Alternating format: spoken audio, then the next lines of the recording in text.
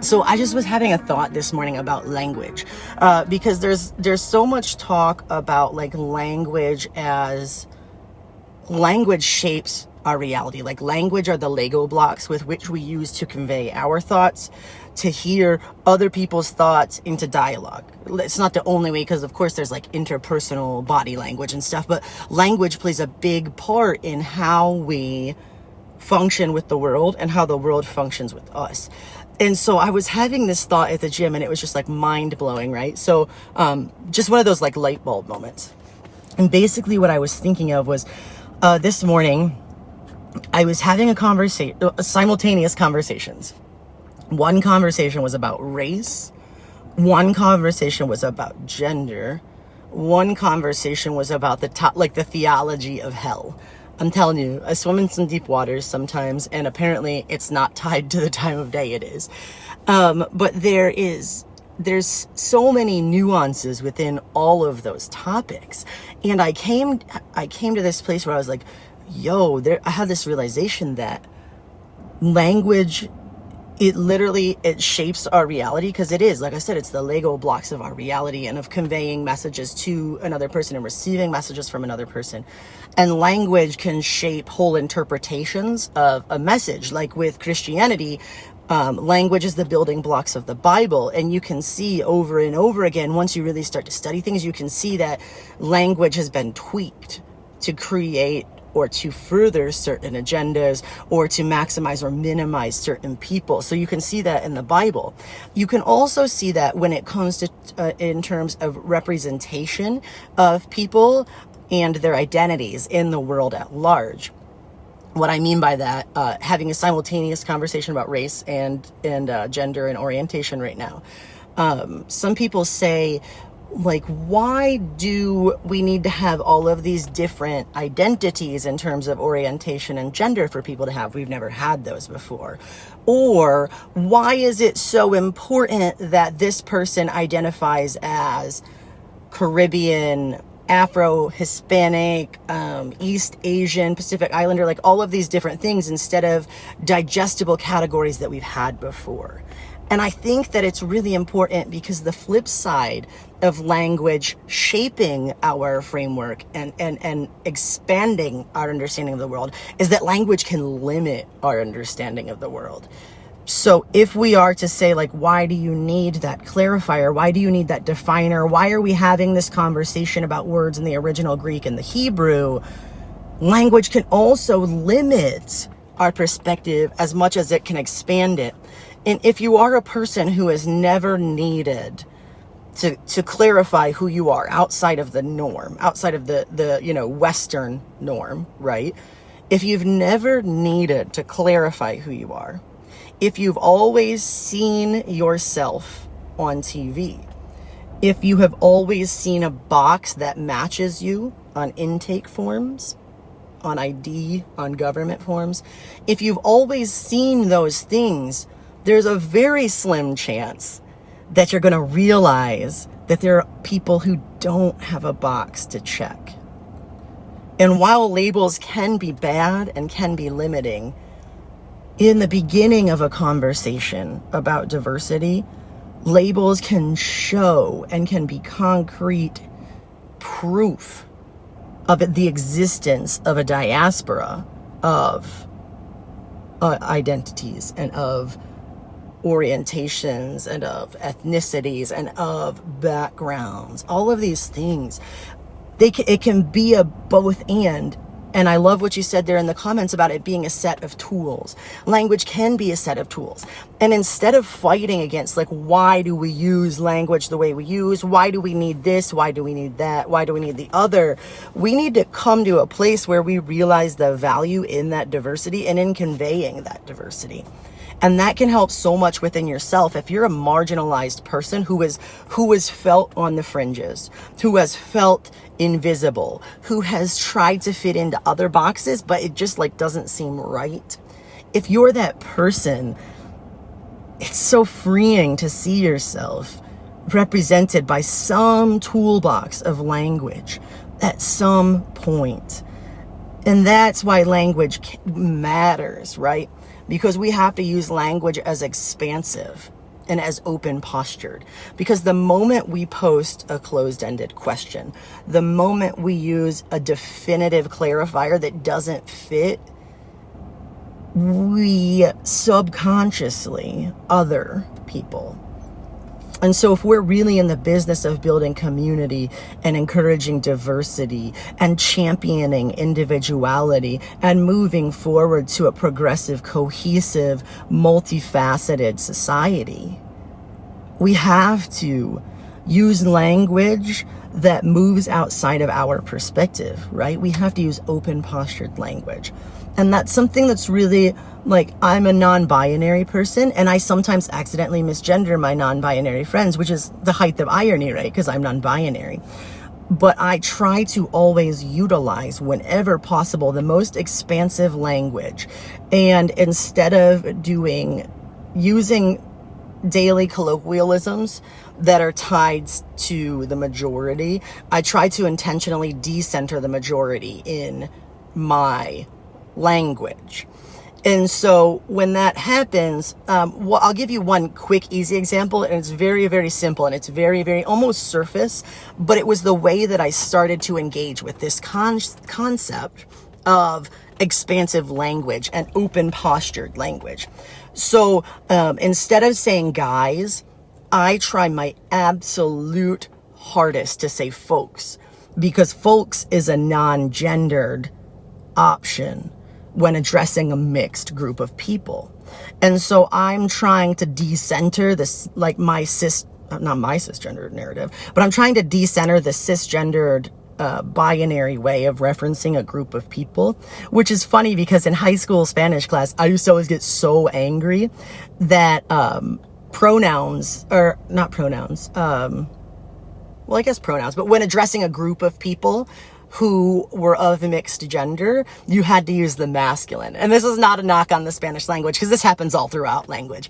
But I used to get so mad in high school, before I ever knew anything about gender or orientation, I would still get mad, like, why does male have to be the default ending, right? Why does it have to be nosotros instead of nosotras? Like, I didn't like that. And it's so funny that it grated on me then. And I had 15 years less experience in the world than I have now.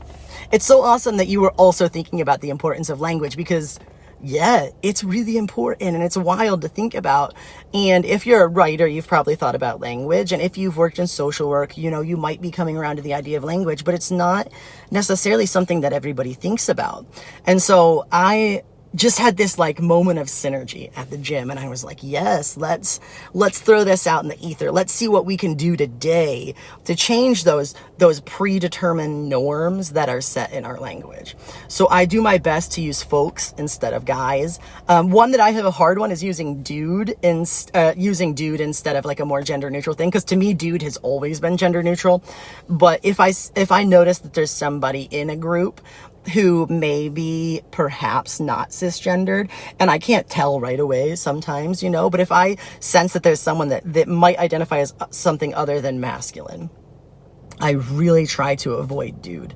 And this plays out in terms of race too, because there is so many things. You start to see on government forms how it'll ask you about race and ethnicity. And it'll ask you like what is your ethnicity, but then it'll ask you if you're Hispanic or non-Hispanic, because you could be both Black and Hispanic. And then the question becomes, who are you? What are you made up of? I have some really good friends that are Hispanic or Black and could be white passing if they wanted to. And so especially I feel like in those instances, being able to say, this is who I am, right? It is empowering of someone's narrative. It is cognizant of someone's culture, and it gives us a better understanding of where this person is coming from. Hey friend, how are you? Congratulations on your new marriage. But it's so important to use language that's expansive and open postured. I'm far from perfect. I'm a super flawed human just because by fact of being a human. But something that I've tried to implement in my personal life, especially over the last, I would say probably 2 years, that I've become really, really daily conscious of this, is trying to use open postured language. Because if you start a conversation with language that is exclusionary and confining and limiting in its scope, your conversation will never get off the ground. You know what I mean? And that's not a slam, because you can do that. You can do that without ever knowing you're doing that, especially if you've been in the majority for whatever instance we're talking about. But you can use exclusionary language because you've never had to think about it before. And so in starting a conversation, I'm trying to do my best as a person to use open postured language. And that's in my personal life and professional life. One cool thing that's happened recently is the state of New York passed a law where it is illegal for salons and barber shops to use gendered pricing tiers, which I think is so cool, because as a salon, as WT Hair, we never had gendered pricing, because the pricing of your haircut should not depend on your gender marker or your genitals. It should just depend on the amount of work that's done. So we've always done short and long hair and have our own distinction for that, and no knock on anybody who hasn't, but just because I'm non-binary, it was really, really important for us to do that. And now here we are 4 years later, after we started our non-gendered pricing, New York State passed a law that made it illegal to gender your pricing in a hair salon.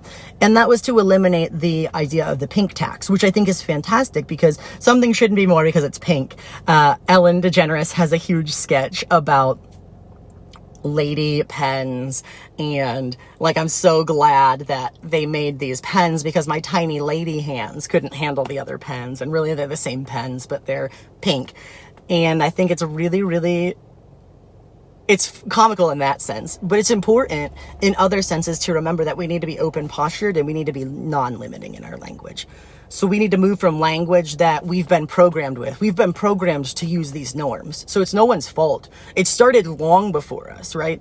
But we're responsible to do better once we know better. So here we are, it's 2020. It is the age of intersectionality. I don't care what demographic or identifiers you have. 2020 is the age of intersectionality and the move towards intersectional justice, because if all minorities bind together, we're not a minority anymore. So we need to move to open postured language in our outward interactions, but it's also really important to move to open postured language within our own mind.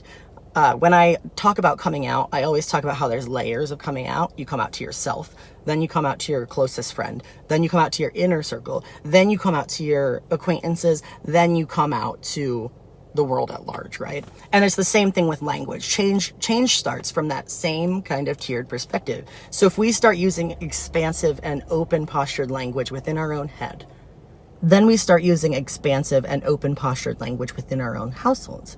Then we start using expansive and open postured language within our workplaces.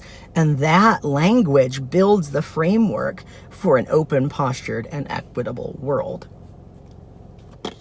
Wild, right? And especially if you have kids, that's even bigger, because you're teaching your children so they don't grow up with that predetermined kind of, I don't want to say exclusionary, because it's not bad intent, but it's kind of cloistered and it's less informed and it's a little bit out of date language. If we program our kids to never have those things, if we teach them open posture in their daily lives, they don't have to unlearn closed posture. So if we start within ourselves and we start that mission within ourselves today to use open postured language, and we use language as expansive instead of exclusionary, our language shapes our reality. So if we take our language and we change our internal language, we change our reality. And if we do that in our inner circle, we change the reality of our inner circle. And then if our inner circle does that, bro, that's how you change the world. Change like that is exponential, and it starts with seeing those building blocks of divisiveness within our own lives. I'm not blaming anybody. You're not at fault unless you perpetuate the bad behavior, right? You're not at fault for how you grew up. You're not at fault for what you were taught, but you are at fault for what you do or don't do with what you're taught. So just something to think about today. It really blew my mind. Yes, friend. Mind blow emoji. It really made me think. So today I'm going to work on actively not using the word dude. I don't know. Sometimes I'll even use dude, and then I'll ask people before I do it, especially if I'm in like a queer space or a multi-gender space. I'll say, hey, does dude bother you? I try to be sensitive in that way because that's at least being open postured in my communication with that person. So today I'm going to try to use dude less, and I'm going to see what I can do in my personal life to build an open postured vocabulary. Because if I build an open postured vocabulary and then I blow that out to the rest of my life, I build an open postured world. So that's where I'm going today. I also wanted to take a quick note. You guys might have seen my super cool hat. I have it angled so you can see it in the video. This is my heretic hat, and I'm so pumped to wear it. My friend Glenn has a podcast called the What If Podcast. If you come from specifically a conservative Christian background, an evangelical background, and you're interested in the process of deconstructing and reconstructing your faith, you want to hit up the What If Podcast. Glenn has a whole shop called the Heretic Shop. And for me personally, heretic is something that I have named and claimed, to use cheesy church language. But heretic is someone who questions religious dogma. And if I'm going to be anything, I want to be someone who tests out and who measures out and who weighs out and who really works on understanding the things that they believe. And so if understanding the things I believe require me to combat dogma, I'll be a heretic any day. So just so you guys know, that's available. The What If Podcast, I've dropped a ton of links of it. I'm currently, elbows deep in a series about To Hell with Hell, deconstructing the idea of evangelical hell. Very interesting because there's not really language to prove that the turn or burn, eternal torment in the lake of fire exists. There's not language to suggest it. So I'll leave that little nugget there for you to explore on your own. What If Podcast, you can find links on the group page and on the Conversations official page. So language is a building block for our day. Language is a tool to create an open, postured, and inclusive world. That's what we're talking about. Also, this Sunday evening, I'm going to be going live with my friend Chanel, and we're going to be talking about the intersection of hair and identity. Chanel is a black person. I believe she identifies as biracial, but I'll have to double check her bio. And so we're going to be talking about hair and aesthetic and how that's an outcropping of who you are and how that can both shape and inform your reality, internally and externally, and I'm really excited about it. So that'll be this Sunday. Thank you guys so much for watching and commenting and engaging. I love each and every one of you. Truly, this is my deepest passion, facilitating this kind of conversation and community. Thank you so much for joining. Y'all are the best, and we'll be back next week with some more informal comment. We'll be back Sunday with some formal structure, and some new podcast stuff is going on too. So we'll make some info about that. Thank you guys so much. Have a good day.